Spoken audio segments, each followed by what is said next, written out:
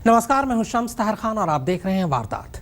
गुरदासपुर के दीनानगर में जिन 3 आतंकवादियों ने कोहराम मचाया था वो तो अपने अंजाम को पहुंच गए, पर सवाल यह है कि इन तीनों को दीनानगर तक किसने पहुंचाया था। तो जवाब वही है जिसने संसद भवन में आतंकवादियों को भेजा था, जिसने मुंबई में भेजा था, जो कश्मीर में भेजता है, यानी पाकिस्तान। यकीन ना हो तो ये सबूत देख ले पाकिस्तान।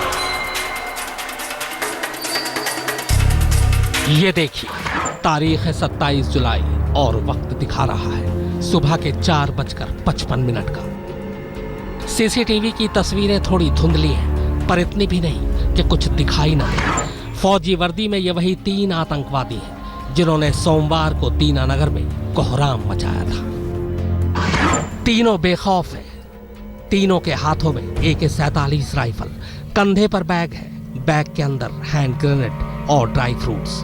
ये तस्वीरें तब की हैं जब ये दीनानगर में दाखिल हो रहे थे, इसीलिए तीनों अभी पैदल हैं। इसके बाद ही इन्होंने कार छीनी और फिर दीनानगर थाने पर हमला बोला।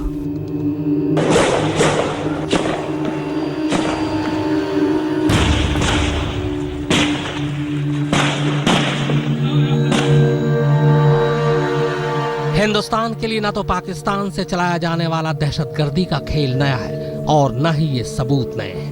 गरज ये कि इससे पहले भी जब जब हिंदुस्तान की पीठ पर पाकिस्तान ने दहशतगर्दी का छुरा घोंपा है, दहशतगर्दों के इर्द गिर्द ऐसे ही सबूत हाथ लगे हैं। और इस बार भी जब पूरे 8 साल बाद दहशतगर्दी की किसी वारदात ने पंजाब की जमीन को लहूलुहान किया है, कुछ ऐसी ही चीजें सामने आई हैं।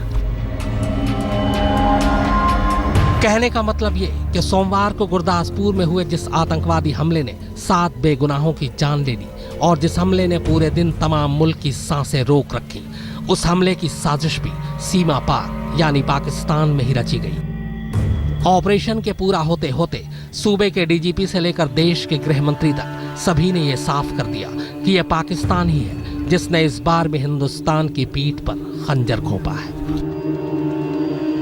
चाहे कोई भी हो, भारत की और यदि आंख उठाकर देखने की कोशिश करेगा तो भारत के सेना के जवानों में, यहाँ के पैरामिलिट्री फोर्सेस में, पुलिस के जवानों में वह कुव्वत है, उसका मुंहतोड़ जवाब है। इनके बारे में GPS की लोकेशन आपने ट्रैक की है, तो ये कहाँ से क्या क्या संबंध इनका बन रहा था? मोटे तौर पे ये बॉर्डर से शुरू होके जहाँ रेल की पटरी पे एक्सप्लोजिव रखे थे उस ओर जाती है, उसके बाद दीनानगर आती है, जिससे जो आपने पहले प्रश्न पूछा था और जो तफ्तीश हुई अब तक, ये एक ही ग्रुप था जो दीनानगर में न्यूट्रलाइज किया गया था।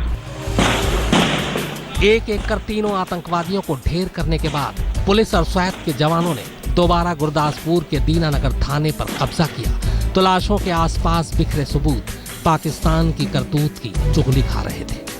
सूत्रों की माने तो पुलिस को इन आतंकवादियों के पास से ग्लोबल पोजिशनिंग सेट्स यानी GPS हाथ लगे, जो आमतौर पर पाकिस्तान से घुसपैठ कर आने वाले आतंकवादी अपनी लोकेशन समझने के लिए इस्तेमाल करते हैं। और इनके साथ भी कुछ ऐसा ही था। अब एक तरफ जहां सुरक्षा एजेंसियां उनके पास से बरामद GPS की डेटा एनालिसिस में जुटी हैं, वहीं अब तक तफ्तीश में उनके पाकिस्तान से सरहद पार कर हिंदुस्तान में दाखिल होने का तकरीबन पूरा रूट भी साफ हो चुका है। सूत्रों की माने तो ये तीनों आतंकवादी रविवार और सोमवार की दरमियानी रात को पाकिस्तान के शकरगढ़ कस्बे के नजदीक घरोट गांव में मौजूद लश्कर तैयबा के कैंप से हिंदुस्तान के लिए रवाना हुए। इसके बाद चौकसी की कमी और खराब मौसम का फायदा उठाते हुए तीनों रावी नदी पार कर हिंदुस्तान के बामियाल गांव पहुंचे और फिर वहां से आगे बढ़ गए। वहां से सुबह सुबह किसी बस या गाड़ी में सवार होकर तीनों 1A हाईवे तक पहुंचे और जम्मू कश्मीर से पंजाब के रास्ते फिर कई चेक पोस्ट पार करते हुए गुरदासपुर आ गए। लेकिन बदकिस्मती देखिए कि न तो रात को किसी सुरक्षा कर्मियों की इन पर नजर पड़ी और न ही किसी चेक पोस्ट पर इनसे पूछताछ हुई। इसके बाद तीनों दीनानगर पहुंचे और फिर आगे की कहानी आप सब जानते हैं। अश्वनी कुमार के साथ सत्येंद्र चौहान, दीनानगर, गुरदासपुर आज तक। जिन 3 आतंकवादियों की तस्वीरें अब सामने आई हैं, उन्हें देखकर साफ लगता है कि तीनों शहर के लिए अजनबी थे और तीनों ही बस मरने मारने के लिए आए थे। सुबह का वक्त था और अंधेरा भी, इसका भी तीनों ने फायदा उठाया। पर इनकी असलियत तब सामने आई जब 11 घंटे के ऑपरेशन के बाद तीनों की लाशें मिली और उन लाशों के साथ सामने आया पाकिस्तान का सच। वक्त अलग, हमले अलग और मौका भी अलग, लेकिन साजिश एक, मोहरे एक और साजिश के सूत्रधार भी एक। हिंदुस्तान को खून के आंसू रुलाने वाले पाकिस्तानी आतंकवादियों को जाबाजों ने उनके आखिरी अंजाम तक तो पहुंचा दिया, लेकिन इस हमले ने एक बार फिर से न सिर्फ सरहद पार से जारी दहशतगर्दों के नापाक हरकतों की पोल खोल दी, बल्कि ये भी बता दिया कि किस तरह दोस्ती का मुखौटा ओढ़कर पाकिस्तान बार बार पीठ में खंजर घोंपने से बाज नहीं आता। वैसे बेशर्मी की रवायतों पर चलकर इस बार भी पाकिस्तान ने इस हमले में अपना हाथ होने से इनकार किया है, लेकिन इस हमले से जुड़े सबूत ऐसे हैं जिन्हें ना तो पाकिस्तान झुठला सकता है और ना ही कोई और।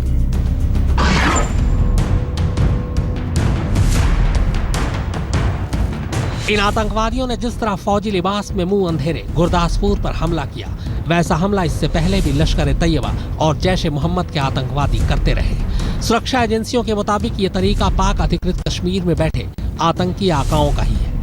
ये हमला पिछले साल जम्मू के कठुआ और हीरानगर में हुए आत्मघाती हमलों से मिलता जुलता है।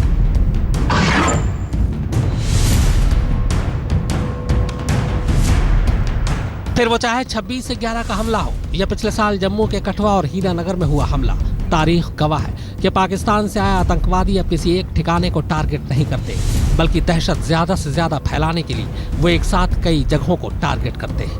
पहले रेलवे ट्रैक पर बम बिछाना, फिर कार मालिक को गोली, उसके बाद बस पर फायरिंग और तब थाने पर कब्जा।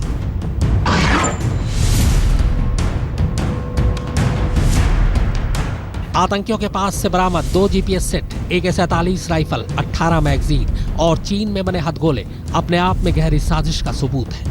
यह भी खुला सच है कि पाकिस्तान चीन से असलहे लेता रहा है। ऐसे में इस हमले के पीछे न सिर्फ पाकिस्तान का हाथ साफ होता है, बल्कि इन्हें नॉन स्टेट एक्टर बताने की चाल भी बेनकाब होती है। 26/11 की तरह इस बार भी ये आतंकी ज्यादा देर तक सरवाइव करने के लिए अपने साथ ड्राई फ्रूट्स लेकर पहुंचे थे।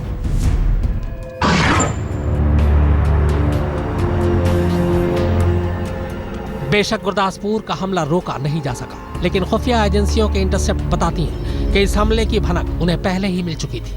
सूत्रों की माने तो खुफिया एजेंसियों ने न सिर्फ हिमाचल, जम्मू और पठानकोट के सैन्य ठिकानों पर हमले की चेतावनी पहले ही जारी कर दी थी, बल्कि एक इनपुट में तो पाकिस्तान के धरोट इलाके से हिंदुस्तान के रिहायशी इलाकों में आतंकवादियों के दाखिल होने का अंदेशा साफ साफ जता दिया था, और यह हमला ठीक वैसा ही था।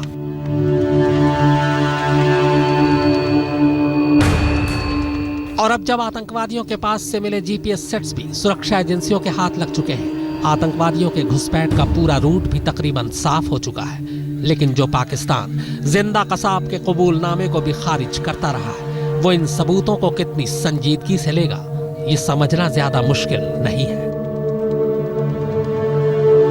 मंजीत नेगी के साथ सत्येंद्र चौहान, गुरदासपुर आज तक। बस 3-4 मिनट की बात थी। उसके बाद एक पैसेंजर ट्रेन को दीनानगर के करीब से गुजरना था। सुबह के वक्त सबसे ज्यादा भीड़ उसी पैसेंजर ट्रेन में होती है, मगर तभी दूध लेने जा रहे एक शख्स की नजर पटरी पर बिछे बम पर पड़ती है, और फिर एक लड़का दौड़कर कैसे ट्रेन रुकवाता है, आप भी सुनिए। 27 जुलाई के हुए आतंकवादी हमले के बाद अगर गुरदासपुर की फिजाओं में अब भी एक अजीब सा डर है, तो इसी फिजा में शहादत और जाबाजी का फख्र भी घुला है। सबसे पहले आतंकवादियों ने मासूम मुसाफिरों को शिकार बनाने की कोशिश की थी। सुबह सुबह पंजाब रोडवेज की ये बस जम्मू के कटरा की ओर जा रही थी। सुबह की ताजगी और खुशनुमा मौसम में कुछ जागते कुछ ऊँगते करीब 76 यात्री बस में बैठे थे। अचानक बस ड्राइवर को सड़क किनारे खड़ा दिखा एक शख्स। उसके कपड़े और हरकत देखकर ड्राइवर को शक हुआ। वाइट कार में एक आदमी साइड में खड़ा था, एक ही मिला मेरे को। मैं क्यों बोलूं कि 4 देखे या 2 देखे हैं। उसने मुंह में पट्टी बंधी हुई थी और सेना की वर्दी डाली थी। मेरे को शक हुआ कि ये अगर सेना का आदमी होता तो मुंह में पट्टी क्यों बांधनी थी, या पुलिस का होता तो क्यों करता। ड्राइवर के साथ बस में मौजूद कंडक्टर भी 24 घंटे पहले के उस पल को याद कर सिहर उठता है, लेकिन ड्राइवर के साथ मिलकर इस कंडक्टर ने भी दर्जनों बेकसूरों की जान बचाई। उसने यहाँ पे एक बार हाथ दिया तो मेरे ड्राइवर ने देखा कि ये कोई सवारी नहीं है, ना ही वो आर्मी वाला आदमी था, क्योंकि आर्मी वाला आदमी होता तो उसने कपड़ा नहीं मुंह पे ढका हुआ होता। जैसे ही उसने ना दूसरी बार हाथ दिया तो ड्राइवर ने गाड़ी निकाल दी, उसने गोली अपनी ना फायरिंग करनी शुरू कर दी। मैंने ड्राइवर को बिसल मार दी कि जल्दी से गाड़ी एक को भगा के ना गुरदासपुर ले चल। दीनानगर पठानकोट रेलवे ट्रैक पर बिछी तबाही के इस सामान से कितना बड़ा हादसा होता, इसका अंदाजा भी हम आप नहीं लगा सकते। लेकिन सतपाल नाम के इस किसान की जागरूकता ने टाल दिया यहाँ होने वाला एक भयानक हादसा। हमें शक हुआ भी ये कुछ ना कुछ चीज बंधी हुई है, तो फिर हमने गेट कीपर के पास आदमी भेजा।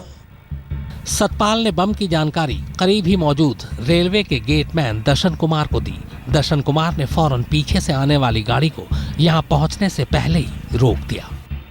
उसको आपने कहा कि तुम दौड़ो वहाँ। दौड़ो। मैंने फिर जो लोग आ गया, मैंने कहता क्या बात है, मैं दौड़ के जाके ते गाड़ी डकनी है, गाड़ी चल पड़ी है। ते गड्डी कहाँ से चल पड़ी? गड्डी अपने परमानेंट से। दर्शन कुमार ने बताया कि जैसे ही उन्हें रेलवे ट्रैक पर बम होने की खबर मिली, उनके पैरों तले जमीन खिसक गई, क्योंकि मुश्किल से 3-4 मिनट के बाद वहां पहुंचने वाली थी 54612 नंबर की पैसेंजर ट्रेन, जिसमें आमतौर पर सबसे ज्यादा भीड़ होती है। जुगल पुरोहित के साथ सत्येंद्र चौहान, दीनानगर आज तक। दीनानगर पर हुआ हमला कई परिवारों के लिए भी दर्द और गम लेकर आया।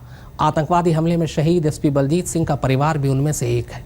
उनकी शहादत पर पूरे देश के साथ साथ परिवार को भी गर्व है।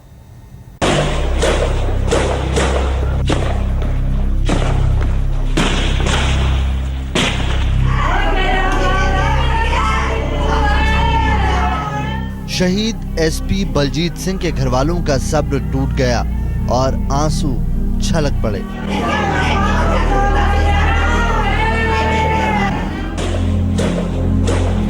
गुरदासपुर के दीनानगर थाने में आतंकियों से लोहा लेने वाले शहीद एसपी के परिवार को अपने बेटे की शहादत पर फख्र है, लेकिन उन्हें खोने का गम भी तो इंसानी जज्बात ही है।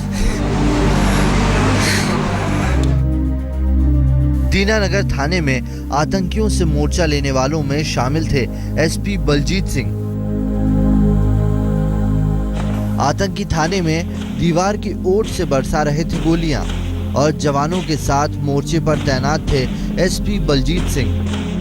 कप्तान होने के नाते बलजीत सिंह अपना फर्ज निभा रहे थे और फर्ज की राह में कुर्बान हो गए एसपी बलजीत सिंह। वैसे ये इत्तेफाक भी है और एक जांबाज बेटे की पहचान भी। फर्ज के लिए कुर्बानी का यह जज्बा एसपी बलजीत सिंह को विरासत में मिला था।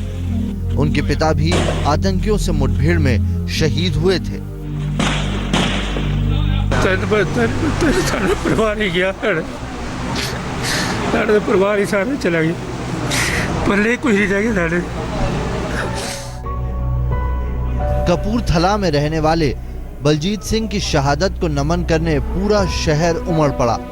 लोगों का कहना है कि आतंकियों का यह हमला बलजीत पर नहीं, मुल्क पर हुआ है और इस शहादत का जवाब भी देश लेगा। ये जो हमला हुआ है ये हमारे एसपी बलजीत सिंह के ऊपर नहीं हुआ, ये हमारे मुल्क के ऊपर हुआ है, हमारे जवानों के ऊपर नहीं हुआ, मुल्क के ऊपर हुआ है। इसके बारे में जो सारा इसका विपरीत इसका जो जवाब है वो हमारे मुल्क की सरकारों को, जो हुकूमत है, उनको देना चाहिए। एसपी बलजीत सिंह के साथ ही 2 और जवान भी आतंकी हमले में शहीद हुए हैं। जवानों की ये शहादत कभी भुलाई नहीं जा सकती। परमजीत रंगपुरी, कपूरथला, आज तक। तो वारदात में फिलहाल इतना ही, मगर आज तक पर खबरों का सिलसिला लगातार जारी है।